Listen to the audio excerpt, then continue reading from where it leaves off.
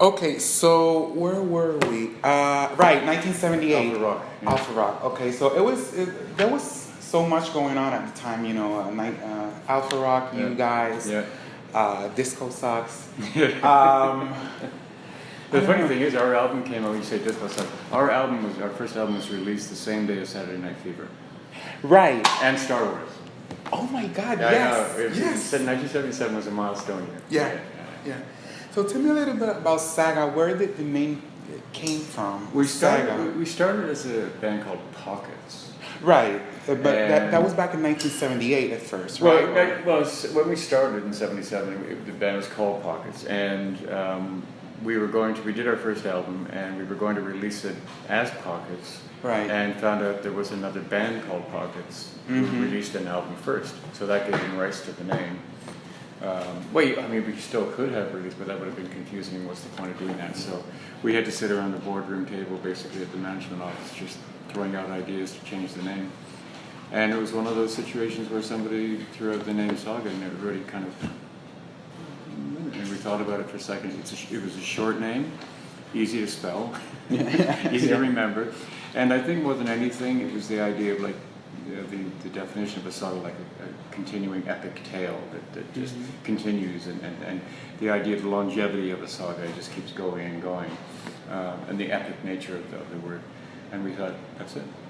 Your first memory as a musician, how old were you when you started as a musician before Saga?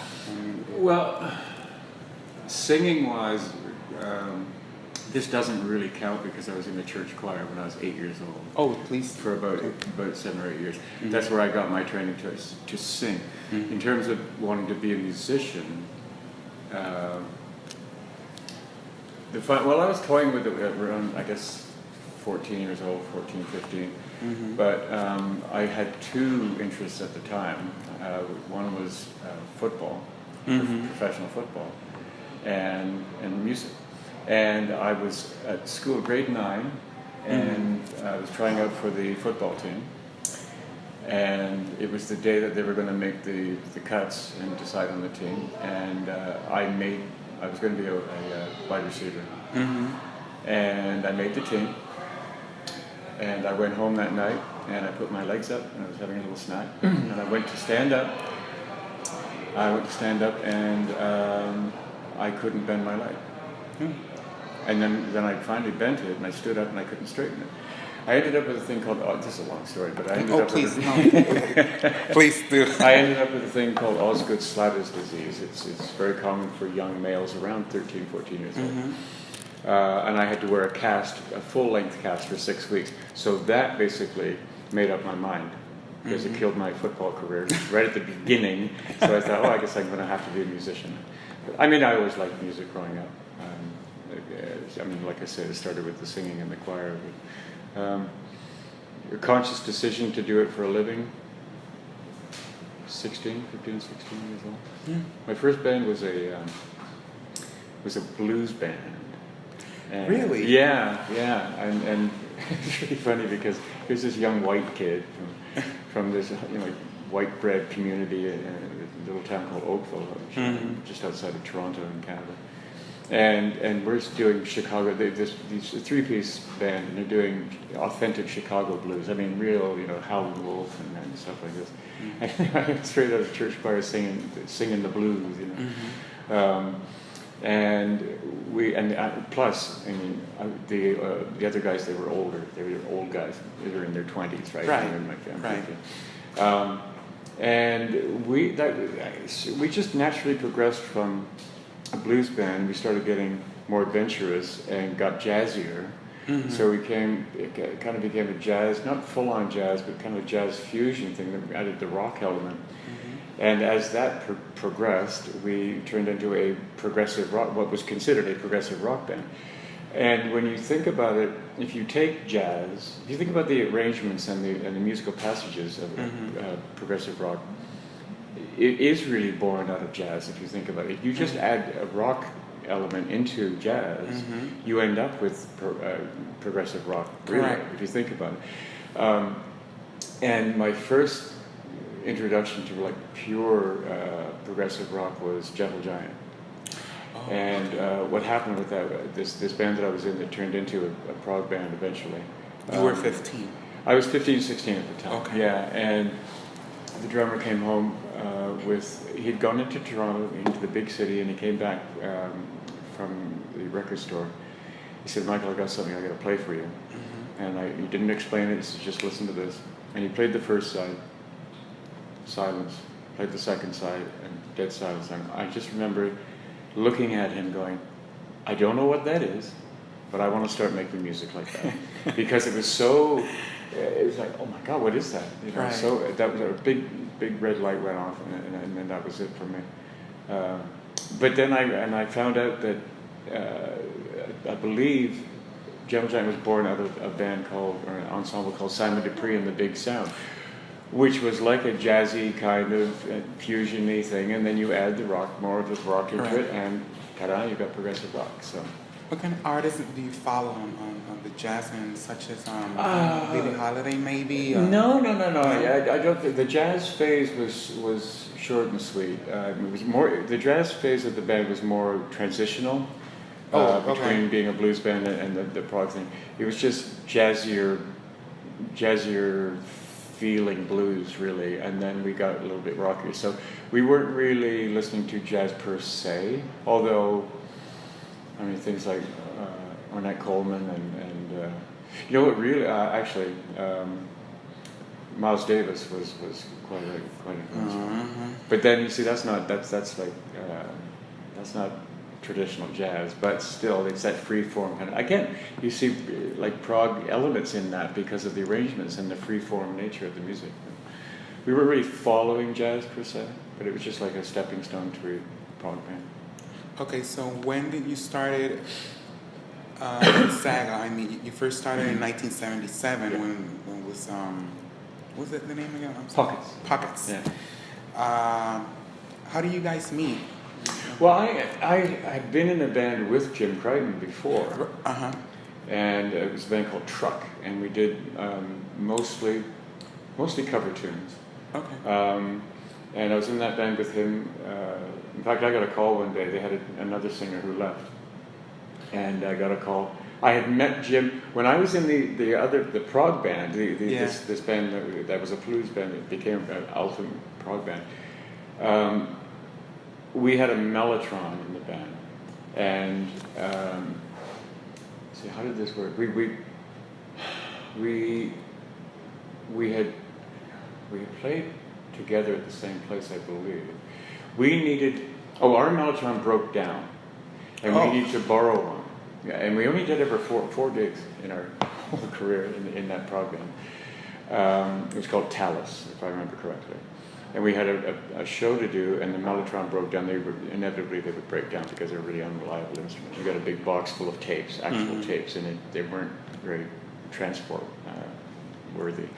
Anyway, at the last minute, we found the only other mellotron we could find was this band called Truck, and we found out, I don't know how, and Jim and the keyboard player delivered it to the gig for us, and I met Jim then. And then, probably about a year later, Jim contacted me and said that their singer had left, and would I be interested, and I became the lead singer for that band. Mm-hmm. I believe that lineup was together for about a year and a half, and then things got a bit strange, and the band broke up for financial reasons or management or something. And it was just whatever happened. I can't specifically remember, but I know that whatever happened left a real bad taste in my mouth for the music business, not the music side of it, but the business side of it. So I got out of it, and I said I don't want to. The band broke up, and I didn't look for any other work that way. I actually became. I became a graphic artist. Not very creative, just like paste up stuff, doing business forms and that kind of thing. But then I eventually became their salesman. So I'm wearing a 3-piece suit every day. I've got the company car, briefcase, the whole bit. And then I came home one day, and what happened? Jim had called me, and he said that he had been writing some songs, and we knew each other, and the wives knew each other. And he said, would you like to come over for dinner? We'll have some supper, and then after supper, I'll play the songs for you. Maybe you can put a vocal on it for me. He says, I hate the sound of my own voice. I just want to get a vocal on there to see how they sound. So we did that. We had a nice evening, and then I sang on these 4 songs. Mm-hmm. It was great. We had a really good time, and I didn't realize it at the moment, but it had started the bug again. And I went to work the next day, and remembering what happened the night before, and I remember the really good feeling that I had about it. Came home, looked in the mirror, and I just looked in the mirror and said, "Who is that?" You know, right, I suddenly realized, right. because I was so into what I was doing at that time, the graphic thing, I became that. But after doing the songwriter or the singing the night before, I didn't recognize the guy in the mirror. What did you become? You're not supposed to be doing this. You're supposed to be doing that. So I quit that job the next day. I called Jim and said, "You want to go for it?" He said, "Let's do it." And we started the ball rolling from that. Oh, wow. And guitar-wise, his brother was a logical choice because he's his brother and he's an incredible guitar player. Jim had played with Steve Negus, the original drummer, in another band, so that was logical, as well as Peter Rochon. So it didn't take long to get the personnel together. Okay. One thing led to another. We were. So let's go back to 1978. First time in Puerto Rico. How was that? Unbelievable. Unbelievable. Well, first of all, I mean, we the management calls us all and said, "We got offered to do a gig in Puerto Rico." First of all, we went, "Where?" Yes. Where's Of all places, did you imagine Puerto Rico? Are you kidding me? Are you kidding Really? me? No. It was in the Caribbean. I said, "Really?" Okay. Why Puerto Rico? Well, what happened was the first 2 markets for the band really were Puerto Rico and Germany. Still to this day, I'm trying to understand what the correlation between those 2 cultures is, and how can you appeal to that culture and that culture at the same Right. time? What's the connection between the 2? I don't know. No. Still to this day. But Still. suffice to say, same thing happened where in Germany the first album was being sold on import. And we started selling so many imports that Polydor at the time, our first record label over there, said, "Wait a minute, these guys are selling a lot of imports. We should sign them up, do this properly." Consequently, Europe started taking off. And if I remember correctly, the album came out, and someone down here got a hold of it, and there was a car company. If I'm not mistaken, I Sales. think it aired. They were using it for a commercial. For a commercial. For a car. Yes. For car sales, like a Yes. car dealership. And people went crazy. Yeah, and they were Yes. playing there. What is that? The music, and one thing led to another, and then the imports came down, and it started spreading, and we found this out, and they said, "Well, we're going down to do a gig." Okay, and the first gig I think was at the basketball hall here on Bithorn, I believe. Well, if I'm not mistaken, the first one in 1978 was on Mets Pavilion. That was a baseball or a basketball hall. Yes. Right. And the second one, I think it was in 1980. It was at here on Bithorn. Right. Yeah. So we come down, and it's a sold out. I don't know how many people were in there, 4,000, 5,000, whatever. Mm-hmm. But we had only sold about 30 or 40 copies. But everybody on the island knew, because everybody's making copies, and they're making cassette copies and giving them to their friends. So the number of people in the room didn't reflect the number of actual sales, but there were enough interest to warrant doing a concert down here. But I remember coming down here, and the promotion was insane. My wife and I we turned on the radio in the room or the TV. It was all over the TV every este sábado, Coliseo Roberto Clemente, Saga, Alpha Rock 106. And it was just non-stop, boom, boom, boom. And I thought, wow, you really started that. We're stars down here. It was really crazy. It was great. And it still is. And it has been. It's always been that way, and it just grew and grew and grew and grew. Mm-hmm. We try to regularly come down and say hi. And I mean, same thing like in Germany, where the fans have turned into friends. We have a lot of personal friends now that started out as fans, and we stayed in touch. And each time we come down to the island, it's like home away from home. So, what are your plans after the final show? I mean, well, we did this cruise to the edge last year, and during the Q&A, that question kind of came up, like, what's going to happen, or are you guys really hanging it up? And I said, well, let's put it this way, to cut a long story short, a long explanation short, we're closing the door, but we're not locking it. right. In other words, we're stopping the hard touring, which has been relentless for 40 years. Mm-hmm. That's not to say that we may do one-off shows in the future. Make us an offer we can't refuse it. Right. But backed by popular demand. But it would have to be that. It would have to make sense. It can't come off as a money grab, and we would never do that anyway. If you do it too soon, it's going to look like, oh, I see. You made an announcement you're hanging it up just so you could jack up the price of the concert tickets. And all the while you knew you were going to do this. It was a master plan. I don't want it to feel like that, because it wouldn't be. And we wouldn't do any gigs unless it felt right to the audience and to us, and then we were doing it for all the right reasons, not for the money. Although it would have to make a lot of sense, because at this point we're quite happy. Couldn't be more proud having a 40-year career. How many bands can do that? 40 years. Being able to provide for the family for all those years, just doing this. And come on, it's a dream job. You're getting paid to do what you love to do. How can you possibly complain about anything about it? And ultimately, how many people can say that? What they do for a living is what they'd like to be doing. What they love, So, we will still stay musical. We'll do side projects. I do a lot of side projects, singing for other people. I just did my first headline show in New Jersey. There was a prog festival I was asked to headline. I had to quickly put a band together. Did some solo stuff and some Saga material. I was invited over to do a show in Germany in December. Just as a guest singer. But, we will stay active musically. There may be one more final album. Yeah. Well, people were asking for one, saying, it's going to be first of all, it's the 40th anniversary and the end of the touring, so it was all the same thing. So it's like, you're going to have a final album, of course. What I didn't want to do was release a final album. None of us did. We didn't want to release a final album, like our Swan Song album, just for the sake of it, because we had to. Because I didn't want to just, let's put some songs together, let's get this out there, because you have to have a final album. I didn't want it to be just something forced or whatever. If we do one, and I would like to think we're going to, put an exclamation point on the career, I would like it to be an album like Worlds Apart, in the sense of not the songs per se, but the way we did that album. We worked those songs for the longest time. We worked them and worked them and worked them inside out until we were completely happy with them and ready to go in the studio. We knew how they were going to go from beginning to end. Apart from Rupert putting his fingerprints all over it, sound-wise and ideas, and that's we knew how those songs. We lived with those songs for a long time. I would like to do the same thing and make it a really, really great album that we're really, really proud of. And it's like, this is the final one, and have it be an excellent album. I don't want to just put one out just for the sake of it. So.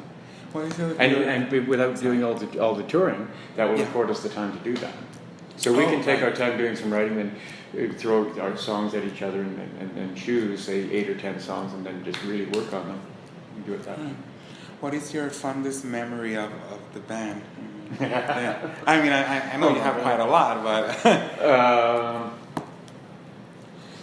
but there's always one. So wow. Well, it would have to be playing in Germany at Rock am Ring. They estimate there were about 85,000 to 90,000 people. Oh wow! And if anybody's never done it, I highly recommend it. It's walking on that stage. There's videos of it you can see where shot from behind. I'm standing there singing. First of all, there's some Canadian flags waving at it, but there's this sea of people, and they all got their arms up in the air. And when I walked on stage and saw that, oh my God, that was really, really special, as you can well imagine. It was just that's never left me. But just going over to Europe the very first time, the excitement, very, very similar to this, in the sense of excitement and a new thing, but obviously completely different culturally. Coming down here the first time on a professional basis, but like to a place that's usually a place where you go for a holiday. Right. Drinking all that in, and the sights and smells and the sounds and everything. And the same thing with Europe, and it's so steeped in history and the castles and the money was different, and there were still borders, and you had to have a passport to go between the countries, and Yeah, I'll always remember the first trip going over there. Mhm. I remember sitting in the Toronto airport with all the management and the wives and everybody and friends and that. There's about 30 of us in the bar at the Toronto airport. Right. We were about to go, and we had our road cases. And on the cover of In Transit, you can see the road cases with Saga written on them. That was taken from that first time we went to Europe. Yeah, it'd have to be Rock Emmer. 85,000 people. Oh, wow. He kind of helped the career. Of all the places you've been, is there a place you never went? I mean... Yes, we never went to Japan. We never did the Far East. Ever. No kidding? No kidding. No kidding. And something else that's strange, of all the times and all the years we've gone to Europe, we never played Spain or Portugal.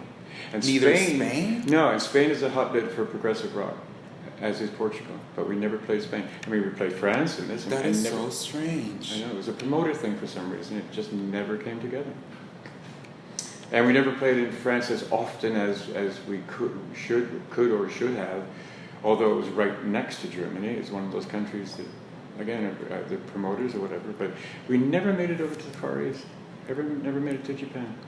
That is so And as far as I can tell, it's a tough market to break, to get into. Once you get in, you're in, and they're faithful, and the fans are like that, and you find the right promoter, then you're in. But trying to break in is very, very difficult, apparently. Hence, we've never been there. But that's see, it's not a regret, but it's kind of like I wish we could have done Japan. Yeah, because I've heard so much about playing over there. That would be strange. a massive culture shock. I thought you guys... I thought we would. Wow. I thought we would have too. Yeah, everybody has the same reaction. They just assume That because really of the took me by international surprise. success that but no. Wow. Now someone hearing that's going to invite us now. Hopefully, right? Yeah. So, what can people expect from this final show? A lot of energy. B, it's going to be a little melancholy, but I don't like to dwell on that. I remember Europe when we did our final show over there. I didn't even talk about it. I didn't even mention that it was the end, that it was the final show. It was more about the 40th anniversary and the celebration more than anything else. We shouldn't be dwelling on, it's the last one, and that's not what it should be about. Right. It should be a positive, it's like a Jamaican funeral. They don't mourn, they have a party. They celebrate the person's life. No, they have a big party. They don't go, and that's what it should be. Let's remember how special our relationship was. Because to me, a great concert is not about the audience sitting there and you standing up there and playing the songs as best you can, and that's the evening. It should be an evening that you spend together. You just happen to be the audience, we just happen to be providing the music, but we're in this together. This evening belongs to all of us. And a successful concert to me is when the band, the audience, everybody who works in the room, the caterers, the cleanup crew, everybody that works in that building that night, if they leave that building with a smile on their face, then you've done your job, if you want to call it a job. But that's a successful concert to me. So I hope, there's going to be a lot of energy on Friday night. A big cross-section of songs, obviously with 21 albums, and we can't play everything. And there's going to be people leaving the building going, they didn't play my favorite song, but that's just the way it's going to be. We're trying to cover as much as possible. There are certain songs that belong to this island that we cannot leave. They would not let us get on the plane to leave if we don't play these certain songs. There's 2 or 3 that if we don't play them, we're in big trouble. So, they will be included in the set. But, just to give you an idea of the intensity of the relationship between Saga and Puerto Rico, someone posted this on Facebook. Alpha Rock 106.7. They were closing down. Yes. And someone did a screenshot, a little video of, I guess, their radio with the call letters and the word of the song that was playing. And it was The Perfectionist from the first album. Yeah. And they're about to close the station, and you just see like the last 10 seconds, The Perfectionist is showing, and the very last note hits, and the screen goes black. They chose to use The Perfectionist as the very, very last song they ever played. That sums it up right there. That sums up our relationship with Puerto Rico. Yeah. But we're not playing it. No. What? Having said that, we're not going to play it. Get out. No, I'm just kidding. That would be one song that they would never let us leave. Oh my God. Let's talk about today's artists. You like anyone in particular? I mean, I used to be a musical snob, and I would only listen to prog. I mean, prog is the only music worth listening to. I, over the years, have come to realize that a good song is a good song, and genres don't matter. I mean, if I hear a really great song, and I'm just grooving to it, and someone says, "Oh, I didn't know you liked country," I said, "What do you mean?" "Well, that's a country song." "I didn't know you liked country." "Well, I don't per se, but I like that song because it's a good song. It's a good lyric, it's a good melody, and I don't care what style it is. There's merit in anything as long as it's done with some kind of passion or intelligence and done really well. Any artists that the last one that kind of got my attention was the Muse. Right, the Muse. Quite different. Anything, you see, still to me, anything that is a little different than what's going on, that it always rises above everything else and makes you kind of go, Stephen Wilson, to a degree. I don't know. What I do like is, for the longest time, the boy bands of the world, or boy bands had the world in a grip. And I think what happened with that was all the young adolescent males on the planet were like, there's nothing in this for us. I mean, they're granted, I mean, I went to see, for example, InSync at the Hollywood, at the Rose Bowl. Incredible show, absolutely amazing show. But as I say, I mean, for adolescent boys, there's nothing in that music for them. And consequently, I remember dropping my stepdaughter off at school when she was about 11, 12 years old, and all these young boys wearing Led Zeppelin shirts and Van Halen shirts, and I'm going, what? Because they've discovered these albums that are in Dad's collection, Mom and Dad's collection, going, wow, this is real. Wow, these are real guys playing real. This is great. And so a whole resurgence began again of guys playing real instruments and being rock bands again, and it was really healthy and it was really cool, because nothing against grunge, and it had a place. There was a reason for it. It was a transitional decade. That's what I consider it. But the 90s kind of, if you ask anybody, it's not just musically, the 90s, that decade, everybody, if you say, well, how do you feel about the 90s? Everybody kind of goes, because the 90s was a real transitional decade for everybody. And like I say, not just musically, but everybody they had the same reaction. For me, the 90s was, until... Especially the mid-90s. Yeah. It was like a little bit of confusion going on, what's happening. But in the meantime, I think, nothing will... And this is not just because we had our greatest success during the 80s, but to me, for rock music, or any music in general, but rock music especially, the 80s was a very special decade.